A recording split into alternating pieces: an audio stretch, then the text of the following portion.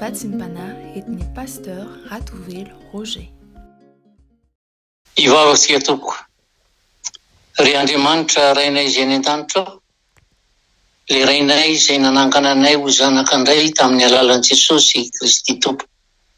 Ndreto tokoa izay zanakao izay novidianao tao anatin'ny maro. Mimpo mimpanahy, idera sy amivonaitra anao.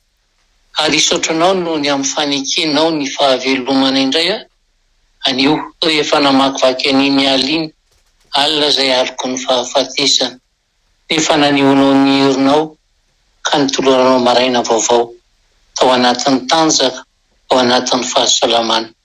Mankasitraka feno Jesosy, mankatelo ary mbola mangataka famindrapo amin'izay rehetra tsy fahamarinana sy tsy fahatsarana izay nataonay teo anatrehanao, ka nampalahelo anao, eny nampitomany anao mihitsy ary. Izay lafanay faladia aminao zany mba handranao fo aminay, ary bebanay mihitsy mba hitondra iranay ao anatin'ny fahavelomana mandrakizay. Dia anao le Andriamanitra manatanteraka ny teninao foana hoe tsy mba olombelona katofo, fa noho ny amin'ny anaranao tokoa dia nampinoninao ny fahatezeranao anay. Dia manantonao ampanetreteny izay sy tonga ny fotoana izay hanafaranao anay, hitenenanao anay, hijoroanay Jesosy amin'ny lalana izay hitondranao anay, ary hanekeny foana ny fitiavanao anay. Dia masiny ny teny androany ho voninahitry ny anaranao. Dia amin'ny anaranao feno no angatahako an'izany ny tomponay sy mpanjakanay. Aleluia. Amen. Dia ampitombona amintsika mandrakariva ny riavana ny fahasoavana fomba ampiadana avy amin'Andriamanitra ray sy Jesosy Kristy tompontsika. Ny bokin'ny Galatiana 2:2-20 no vatsy ho antsika indray ankehitriny. Galatiana 2:2-20. Hoy miteny amin'ny anaran'i Jesosy hoe voaombo miaraka amin'ny Kristy amin'ny hazo fijaliana aho, ary tsy izao intsony no velona, fa Kristy no velona ato anatiko. Fa izay hivelomako ankehitriny eo amin'ny nofo, hivelomako amin'ny finoana ny zanak'Andriamanitra izay efa tia ahy ka nanolotra ny tenany hamonjy ahy. Amen. I Paoly Apôstôly no nilaza izany teny izany ho fijoroana vavolombelona tamin'ireo kristianina tao Galatia. Fijoroana vavolombelona ho fanambarana fa olom-baovao ange izao manatrika an'ireto Galatiana ireto izao, ka nilazany fa izao izay manao an'io asan'Andriamanitra io ange, izao izay manao délivrance io ange, tsy izao amin'ny maha-Paoly ange no manao an'io asa io fa Jesosy velona ato anatiko. Efa noraisiny mantsy io Jesosy io, ary satria Jesosy velona no anatin'ny Paoly dia izay no mahavokatra an'ilay asa ataony. Ary fifiry tokoa moa ny asan'Andriamanitra izay no tanterahany, ary dia nahitana ny voninahitr'Andriamanitra avokoa ireny tamin'izany. Toa milaza izany ry havana fa tena fanalahidy ngezabe ange ny fahafantaranao androany hoe tena velona ao anatinao marina ve Jesosy sa tsy velona? Tena manapaka ao anatinao marina ve Jesosy sa tsia? Amin'ny fotoana izay tadiavan'ny olona iray fahombiazana, fanambinana, fahavelomana amin'izay zavatra ataony, raha tsy Jesosy mihitsy no velona ao anatin'izay olona izay, tsy afaka mahita fanambinana, tsy afaka mahita fandresena, fahombiazana izy amin'izay zavatra rehetra ataony. Ary izay no antony tokony hametrantsika fanontaniana isan'andro hoe tena velona ato anatiko marina ve Jesosy? Milaza izany vavolombelona izany izay nataon'ny Paoly izany ry havana, fa ilay maizy azy hatr'izay efa maty ireny. Ilay Saoly mpanenjika kristianina, ilay feno fahatezerana sy fahakalana, feno fialonana, ilay mpiteny ratsy, ilay mpamono olona, izany rehetrarehetra izany sy ny sisa marobe efa maty daholo. Araka ilay voalaza hoe efa lasa ny zavatra taloha, indro tonga vaovao. Ka dia velona ato anatiko izy, velona amin'ity fotoana ity dia i Jesosy. Dia mba lasa ihany ny saina ankehitriny ry havana hoe marobe ange ny olona no lasa mpivavaka, tonga kristianina, fa tsy velinao anatiny Jesosy. Fa ataony maizy hatr'izay ihany no tazany eo aminy. Maro ireo miditra am-piangonana, tia mihaino toriteny, tia fivavahana, fa tsy mbola velinao anatiny Jesosy. Fa ilay maizy azy ihany mbola manapaka amin'ny fiainany, mbola feno lolom-po, mbola feno fahatezerana, tsy miaina amin'ilay fitiavana. Nefa dia ataovy an-tsaina ry havana fa ny kristianina teo any an-danitra marina, ny kristianina afaka andovan'ny fiainana mandrakizay, dia izay manaiky ny veloman Jesosy ao anatiny. Ary izay fandovana ny fiainana mandrakizay izay dia efa santariny ety an-tany amin'ireo karazana fahombiazana, fahavokarana amin'izay rehetra atao, satria Jesosy rehefa miaraka sy miaina ao anatiny. Dia ilay Jesosy efa tia ahy hoy Paoly izay, ka nanolotra ny tenany hamonjy ahy, dia ilay Jesosy tianao ka nanolotra ny tenany hamonjy anao. Ary io Jesosy io no milaza hoe raha miray amiko ianareo dia mamobe. Raha miray amiko ianareo ka mitoetra ao anatinareo ny teniko, dia angatao izay tianareo na inona na inona, fa ho tonga aminareo izany. Izany hoe ahita fahavokarana ianao, satria miray amin'ny Kristy, Jesosy no velona ao anatinao. Izao sy anao angery havana dia ambarany tenin'Andriamanitra fa tempolin'Andriamanitra, ary teny izany tokoa, tempolin'ny fanahy masina, fa ny fanontaniana mipetraka dia izao, raha laza Andriamanitra fa tranon'Andriamanitra isika, Jesosy ilay zanany tokoa ve no manapaka ao anatin'ny tranony, dia isika izany.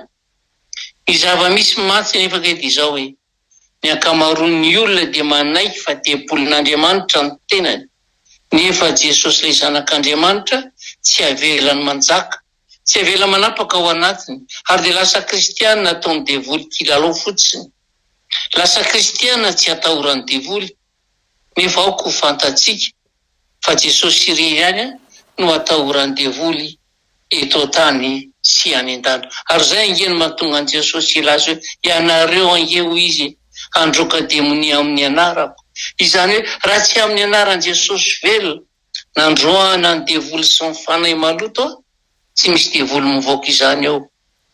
Fa raha amin'ny anaran Jesosy avy any Nazareta izay velona ao anatinao, no entinao mivavaka ao amin'ny marary, no entinao anaovana delivrance, avy hatrany dia mivoaka Satana.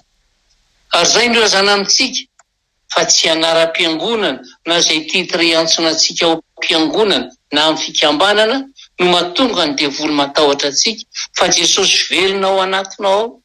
Ary izay Jesosy velona ao anatin'ny olona izay ihany no mahatonga ny fanahy ratsy sy manam-pahefana ampahory azy sy izay manodidina azy.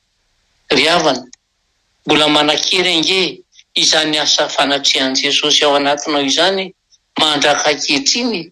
Ary izay no iantsonanao hoe araroty ny andro hoe tao anatin'ny fanadidinana atao tamin'ity mpandraraha mahiray dia izao no ny filazany hoe ny tsiambaratelon'ny fahombiazana hoy izy, dia ny fanararaotany ny toe-javatra ny tranga eo anatrehany. Tsy indro miverina ny toe-javatra mety indrindra tokony etsehana ka tokony araraotana rehefa tonga izany fotoana izany. Zava-dehibe izany eo amin'ny raharaha momba ny fiainana, fa ilaina dia ilaina mihitsy kosa raha ny momba ny filazantsara sy ny famonjena tolotra Jesosy sy ny zanany. Anio no anolorananao an'izany famonjena izany. Lafo dia lafo no nanefahan'ny Kristy azy. Iaina no nanefahany azy tamin'ny niomboana teo amin'ny hazo fijaliana mba havoavela ny fahotantsika. Ankehitriny dia mila indrindra ny mandray izany afatra mitondra fahasoavana sy fambelan-keloka izany ianao. Araroty ary izao andro anio izao ka meteza hiavana amin'Andriamanitra. Tsy haritra mandrakizay manko ny fotoana azona mihavana aminy. Rehefa mitsahatra ny faharipon'Andriamanitra dia tsy hisy ahazahoanao mino intsony fa efa diso aoriana loatra. Taka mivaravarana izay midy mandrakizay dia efa tsy misy intsony amin'izay fotoana ahazahoana mamitra-pihavanana amin'Andriamanitra. Ary izay ange no ilazana aminao hoe raha ikenao ary lazainao amin'ny vavanao mihitsy hoe Jesosy aoka ianao no velona sy manjaka ary anapaka atao anatiko manomboka androany aho, dia mandresy ianao izany ny fahavalonao, satria Jesosy velona ilay atahorany no manapaka ao anatinao. Jesosy velona ilay mahery no manjaka ao anatinao.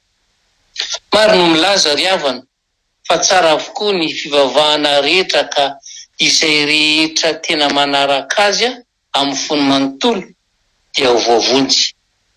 Ny mifanohitra amin'izany kosa nefa no ambaran'ny Baiboly. Ny apôstôly Petera mantsy dia milaza mazava tsara fa tsy misy famonjena afa-tsy ao amin'i Jesosy. Ary Jesosy raha teo koa no efa niteny hoe izao no lalana sy fahamarinana ary fiainana. Tsy misy olona mankany amin'iray afa-tsy amin'ny alalako. Tsy lalana anankiray manoloana ny hafa ary izy, fa ilay any lalana tokana ankanesana ny amin'iray. Noho izany, izay olona miaiky fampanota very ka mino azy, mandray azy, dia ho vonjeny. Dia mbola verina mba haretona rariavana, fa tsy misy fomba hafa ankoatr'izany azahoana famonjena ary mba hivoaka ho mpandresy.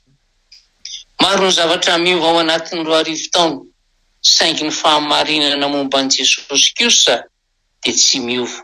Singanina amin'izany ny momba ny fitsanganany tamaty izay tsy mijanona treo amin'ny taonjato voalohany ihany, fa ankehitriny dia mbola marobe ireo olona afaka milaza maromarina fa velon' Jesosy ka miasa ao amin'ny fiainany, velona ao anatiny. I Jesosy Kristy no mpamonjy ny vanim-potoana rehetra sy ny olon-drehetra ry havana. Afaka manararaotra ny fiarahana aminy ianao ka mandray soa avy amin'izany. Ary satria velona sy mahery izy, dia azonao ankinina aminy ny ankehitrinao sy ny olanao. Miantso anao ny Tompo ankehitriny mba ino sy handray azy ka hampiditra azy ao anatinao. Ary amin'ny tao-javatra rehetra dia hoy izy aminao hoe matoke fa izao ihany aza matahotra. Fa ianao kosa ilaza hoe tsy izao intsony no velona, fa Jesosy no velona ato anatiko satria tia izy ka manolotra ny tenany hamonjy ahy. Amen. Ivavaka sika tompoko. Ry Andriamanitra ray zanaka ary fanahy masino, mankasitraka anao feny amin'ny hafatra izay nampitondrainao taminay teo indray, fa mila anao tokoa ny ato anatinay. Ato anatinay izay anjakan'ny Satana ka atao manoro anay lalana any amin'ny fahaverezana, manery anay anatanteraka ny sitraponay, fa ny anao ny sitrapony hatrany. Fa raha ianao no mitoetra ato anatinay tsirairay aby, dia mivoaka mpandresy izay. Efa vita zao fotoana zao manko, dia samy manana ny ataony tsirairay aby, samy manana ny veriny mba tsaratsara ny fiainany. Amin'izany fotoana izany indrindra ny mbola ilanay ianao Jesosy hitoetra ao anatinay foana, hiteny anay foana, hanoro lalana anay foana hoe tia ny lalana ka izory dia hitafitsaranao amin'ny fanahinareo nareo satria hivoaka ho mpandresy. Ka izay rehetra hifanina aminay dia andresy lalandava izay. Matoko manana anao ary izay Jesosy, fa hamindra fo aminay ianao, hitahy anay ianao, hikarakara anay ianao, ary indrindra hamianay ny fitsarana amin'izao azakazaka sy ady mafy izay hatrehanay izao. Maro aminay ny tena manana olana ngeza be, fa ianao kosa raha mitoetra ao anatinay dia hivoaka mpandresy hatrany izay ho voninahitry ny anaranao. Dia marino amin'ny tsirairay aby ara Jesosy, nitondranao masina ka hitenenanao foana hoe tsy efa nandidy anao va mandehana amin'izao herinao zao, fa zao Jehovah no momba anao mandra-patapitra izao tontolo izao. Dia tolotranao ndera sy ny anjarany voninahitra Jesosy, fa ny fitahiana sy ny fahatsarana homeo anay izay mitahiry anao ato anatinay. Misaotra Jesosy io. Aleluia. Amen.